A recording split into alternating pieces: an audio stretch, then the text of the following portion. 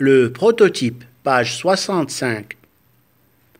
Le Superjet, dont les feux éclairaient son empennage arrière, portait la texture peinte d'Air Canada, puisque le Canada était le premier État engagé pour l'achat de ce type d'appareil. Une immense feuille d'érable rouge sur un fond blanc. Son aspect brillait dans la nuit. Il continua son chemin, escorté par des véhicules de sécurité de l'aéroport Ciampino. L'aéroport Ciampino à Rome était vide, peu de trafic en ce moment-là, et se dirigea vers l'aire indiquée et s'y arrêta doucement, réduisant la puissance de ses réacteurs.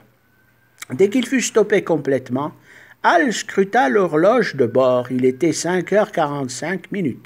Il devait quitter l'avion pour se reposer et laisser se poursuivre les dernières vérifications du personnel navigant.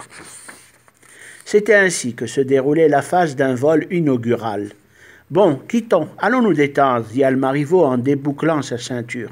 Son copilote, Natalian, arrêta les moteurs suivant une checklist. Il déboucla sa ceinture après avoir vérifié la plupart des jauges principales et recala l'altimètre. Les deux officiers mirent leurs vestes, saisirent leurs documents dans des mallettes notebook et quittèrent le jet en empruntant un escalier spécial. Une automobile attendait au sol. Ils montèrent dedans. La sécurité de l'aéroport s'occupait maintenant des moindres détails des consignes.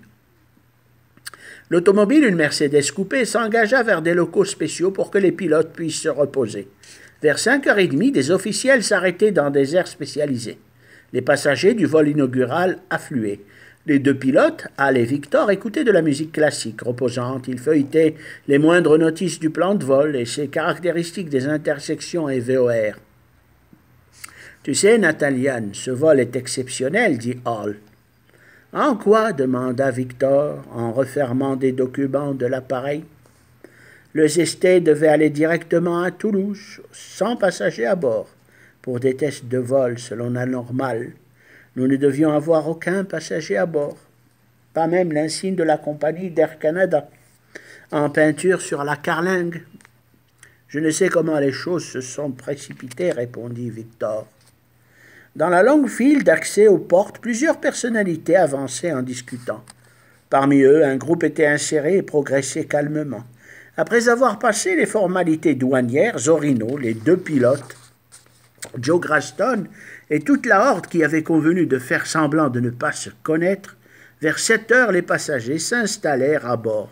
Certains techniciens aéronautiques se déplaçaient de long en large. Tout le monde se mit à applaudir quand la voix du commandant Almarivo brisa le pseudo-silence des réacteurs mis en régime minimum. « Mesdames, mesdemoiselles, messieurs, je suis content de vous accueillir à bord du SST, hyperjet de Boeing de dernière génération. Nous allons faire un vol de 20 minutes à destination de Toulouse. Afin de respecter les normes principales de ce vol exceptionnel et inaugural, je vous demande de ne pas détacher vos ceintures tout au long de la phase décollage et montée. Le décollage étant particulièrement délicat, veillez à ne pas ingurgiter des aliments liquides ou solides et de vous détendre et ne pas fumer. Cet appareil est conçu pour atteindre de très grandes vitesses. Son autonomie est supérieure à 3 000 nautiques pour une vitesse de croisière approchant Mach 3. Sa dynamique de vol est faite pour des vitesses ascensionnelles très élevées. Aussi, je vous recommanderais de ne pas boire de liquide pendant la phase décollage et montée. Mon second, l'officier et copilote Natalian, Victor, vous annoncera la météo dans quelques minutes. Merci. Les pneus du SST commencèrent à bouger doucement. L'immense appareil au stratoréacteur de forme carrée avait pris le chemin vers la piste d'envol, allumant ses feux de roulage au sol et ses phares d'atterrissage, devancés par des véhicules de sécurité de l'aéroport de Rome. Des engins des sapeurs-pompiers fermaient la marche et la tour de contrôle annonçait les dernières autorisations d'accès à la piste d'envol. Éclairé en ce matin romain de mois de mars, il était 7h30 heure locale, exactement l'heure de décollage. Des bips fusaient partout dans la cabine d'équipage. Un voyageur fit la remarque. « Ces bips sont gênants. Nous devrions améliorer la sonorisation à bord. » Un autre homme aux lunettes lui répondit « Non, c'est le pilote qui n'a pas respecté la checklist. Les valeurs peuvent être atténuées. » Le SST portant l'indication Hôtel Zulu Sierra Alpha 20 s'immobilisa devant le numéro de piste programmé. Des hommes d'affaires saoudiens semblaient prendre le parti d'acheter cet appareil. Un d'eux fut satisfait de son confort de déplacement. Déjà les réacteurs montaient, les jauges à 40% et s'y maintenaient. Le commandant vérifia sa ceinture de sécurité, la position des volets en phase de décollage et l'indicateur RTO. Ce frein automatique qui immobiliserait le Superjet SST sur la piste en cas de défaillance quelconque. S'assurant de l'autorisation de vol, Alexandre Marivaux désactiva le frein de parking et poussa sur les manettes de gaz vers l'avant doucement puis progressivement. Il annonça 80 kias. Son second vérifia si la poussée était normale à 97% sur les deux jauges. L'avion stable ne bougeait pas, de gauche à droite, acculé à une force prodigieuse qui le maintenait sur la piste, donnant aux passagers l'impression de s'enfoncer dans le sol. 160 puis 170 kias, rotation, dit Marivaux. Il tira souplement sur les gouvernes et inscrit une attitude de 10 degrés en 3 secondes et quelques, laissant ce monstre de l'air entamer sa phase de montée. Il fit rentrer les trains d'atterrissage. Le bruit fut lent, mais point désagréable. À 240 kias, le SST rentra complètement ses volets dès le passage des 3000 pieds d'altitude. Les passagers applaudirent vivement. Derrière leur hublot, ils pouvaient discerner la capitale italienne se dérobant sous leurs yeux à une vitesse vertigineuse. En quelques minutes, ils eurent une sensation de surdité. Le SST grimpait vite et puissamment. Natalian activa le pilote automatique et vérifia le taux de vitesse verticale.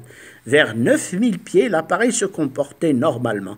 N'était-ce pas le successeur du Concorde? Après 10 000 pieds, le commandant éteignit les phares d'atterrissage et vérifia le stroboscope et les feux de navigation. S'assura si les phares de roulage au sol étaient aussi éteints.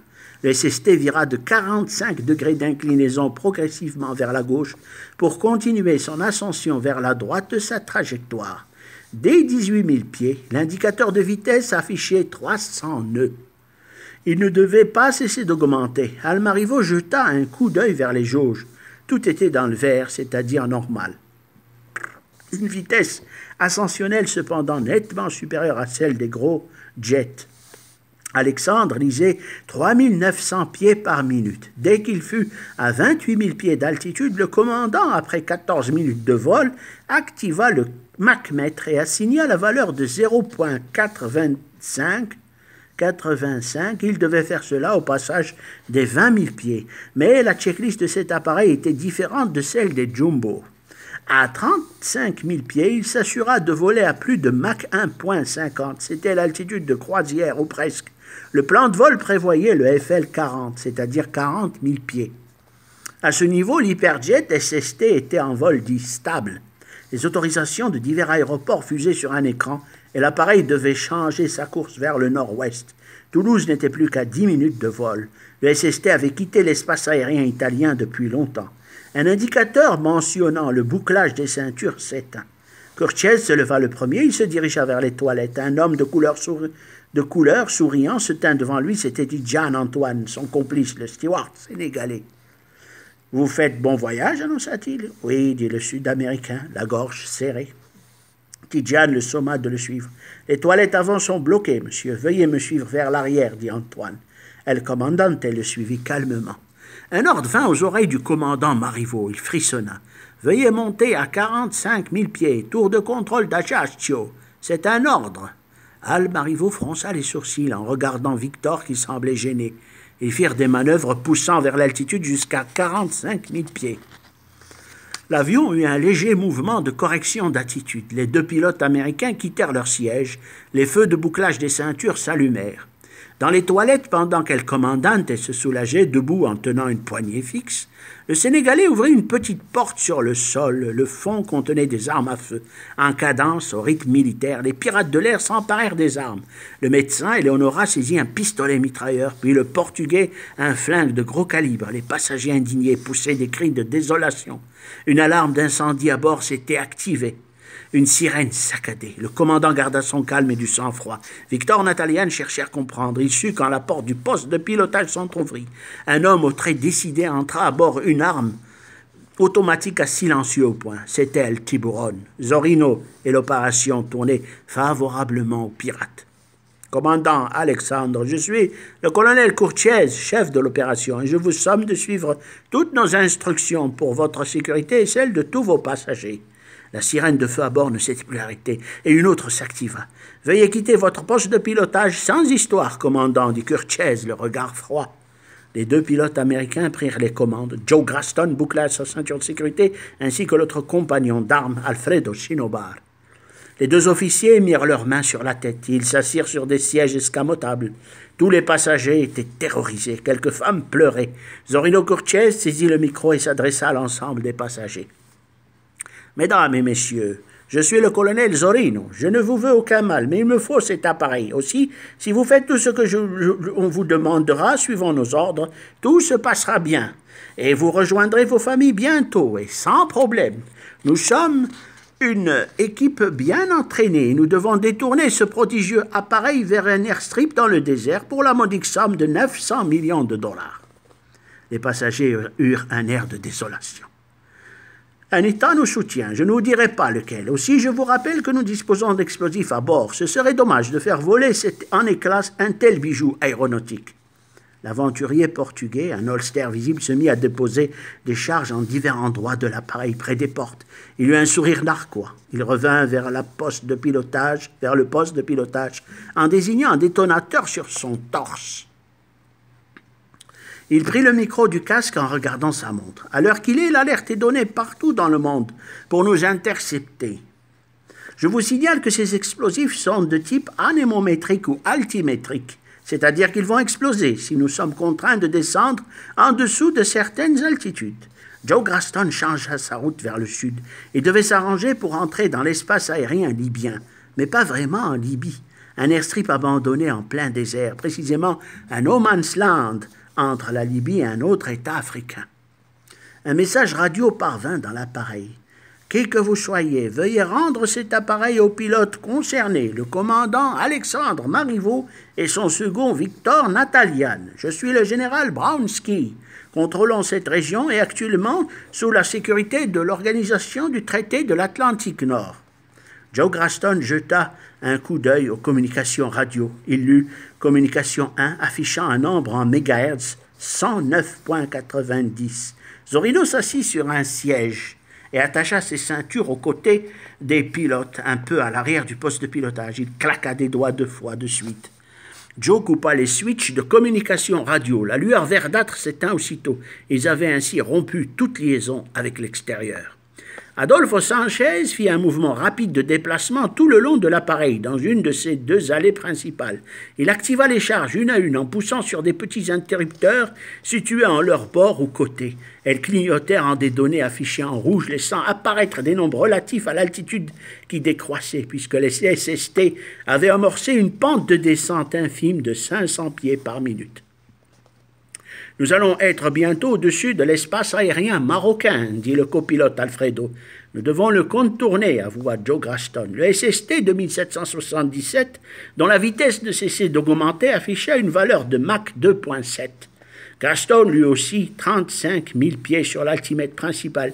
Il demanda à Alfredo Shinobar de lui fournir le plan de vol et l'altitude de croisière et un document des caractéristiques de vol, le plafond possible de ce type d'appareil.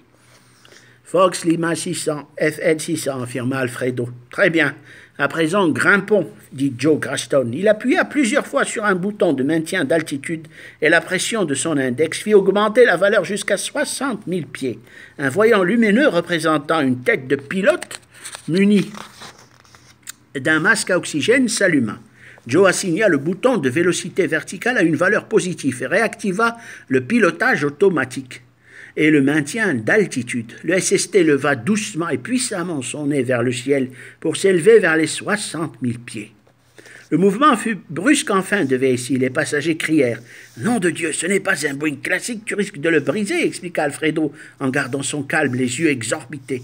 Des témoins rouges s'allumèrent, puis s'éteignirent aussitôt. « Non, il a tenu le coup » cria Joe Graston en tirant vers lui un masque à oxygène.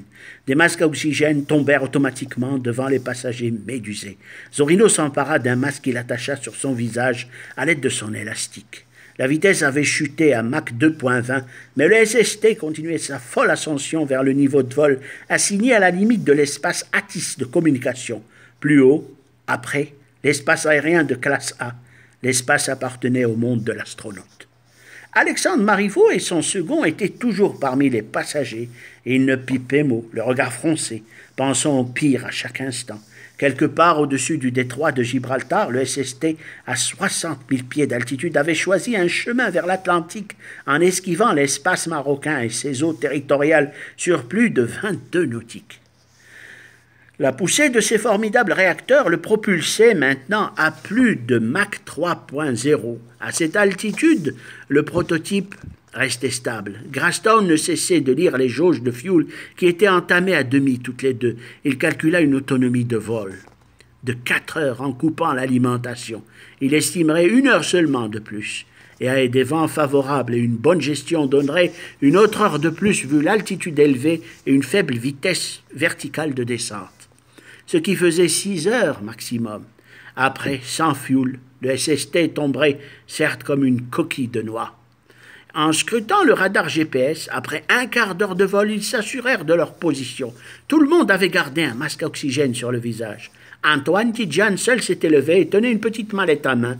Il se dirigea vers les pilotes aux commandes. C'était l'heure voulue à près de 5 minutes, 9h15 du matin.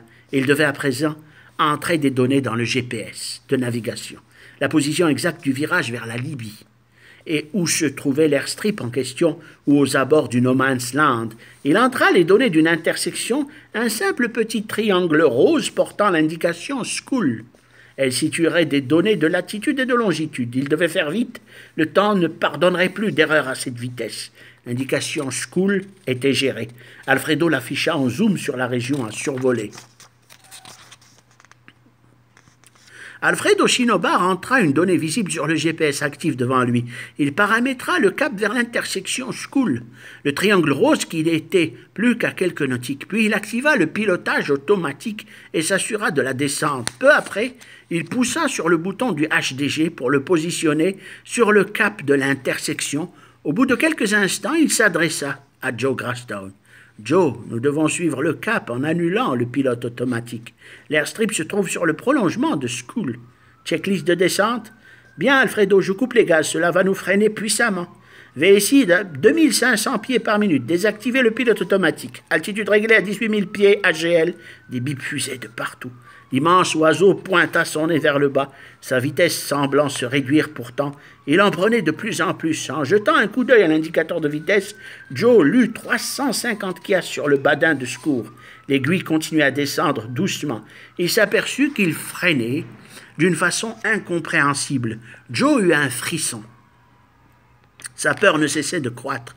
Il fut rassuré en voyant son second, Alfredo, mettre les moteurs en marche et avec la manette automatique des gaz assigner la vitesse en dessous des Mach. Cela freinait, l'altitude était maintenant entre 28 000 et 20 000 pieds. Le SST se trouvait bien au sud du Maroc. Dans 30 minutes seulement, il survolerait la ville de Smara. « Nous sommes à 20 minutes de l'intersection School, conclua-t-il en parlant à Joe Grastone.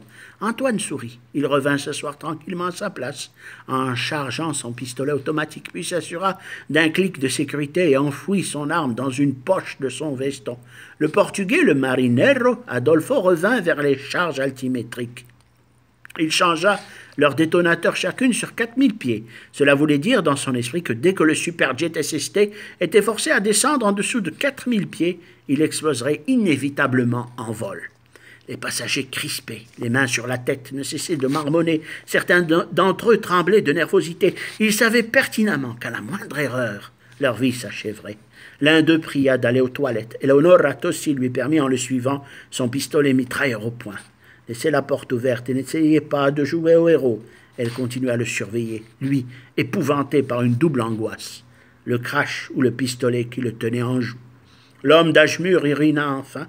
De grosses gouttes de sueur dégoulinaient de son front rose. C'était probablement un invité d'honneur. Il remonta sa braguette, fit un rictus, bougea un sourcil pour exprimer une légère angoisse camouflée et revint s'asseoir tranquillement à sa place sans discussion.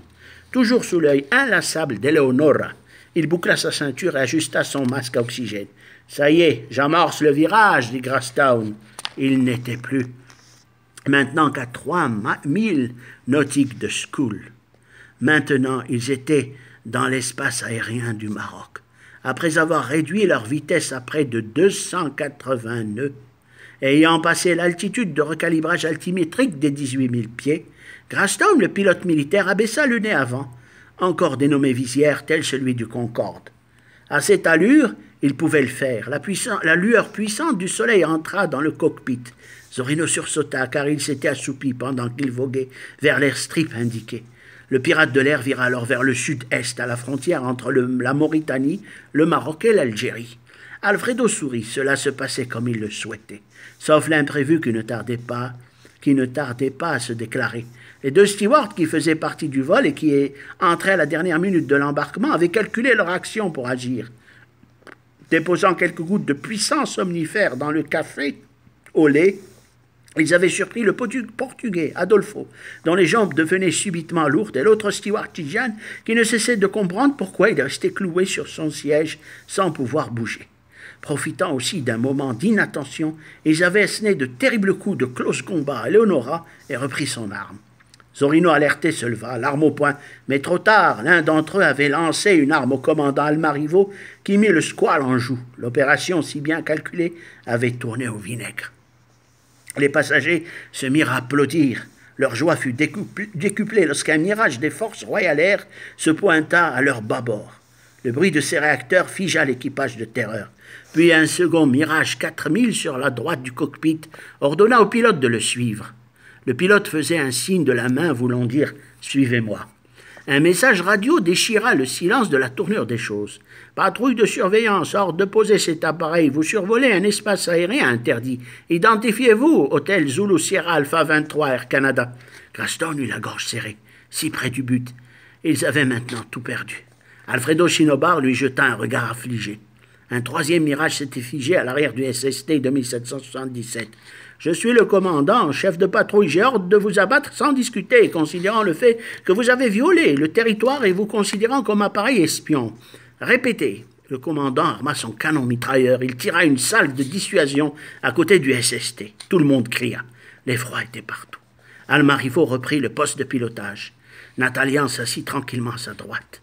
« Commandant Marivaux, je viens juste de reprendre la situation. Ici, vol détourné, hôtel Zulu, Sierra Alpha 20 à Mirage. Nous avons été détournés par pirates de l'air. Vol, hôtel Zulu, Sierra Alpha 23, Rome, Toulouse. Veuillez me faire signe, accusé de réception pour signaux lumineux. » Le Mirage se plaça sur la gauche du cockpit du SST.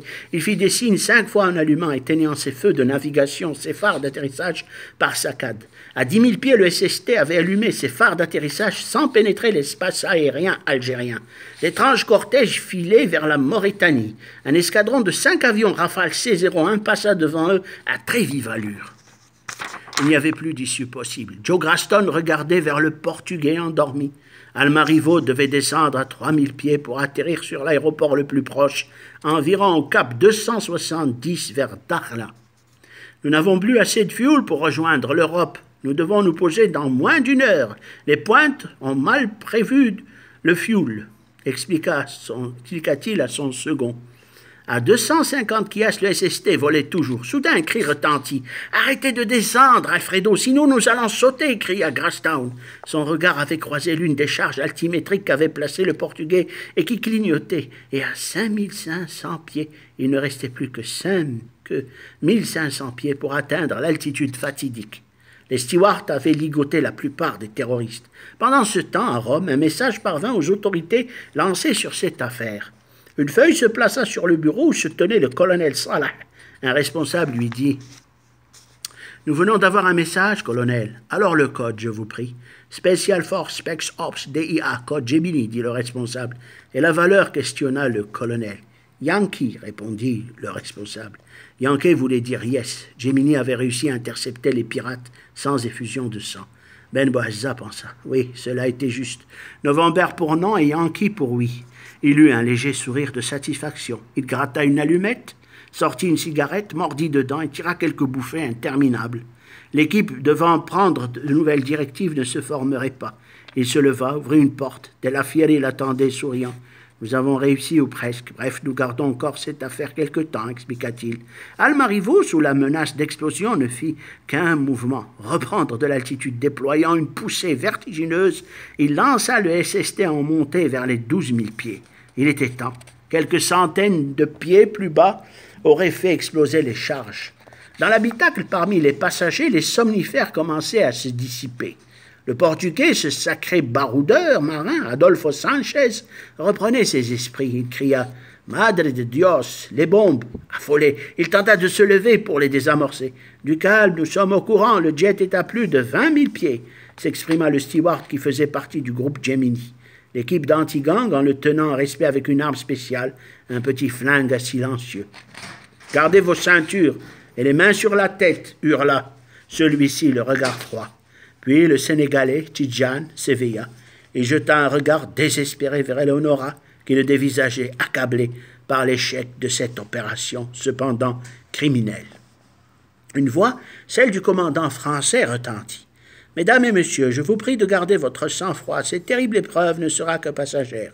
Aussi, je vous prierai de rester le plus longtemps possible sur vos sièges et de ne pas bouger, je vais faire l'impossible pour amener cet appareil à bon port et en toute sécurité. J'ai plus de 20 ans de pilotage. Ayez confiance, gardez votre calme, et je vous promets que tout se passera bien. Si vous avez des besoins pressants, urinez dans vos bouteilles vides. Seules les femmes ont le droit de se déplacer vers les WC. » En quelques minutes, tout avait basculé vers le mal. Les terroristes et les pirates de l'air avaient la situation en main. Joe Graston se remit aux commandes du SST de 1777.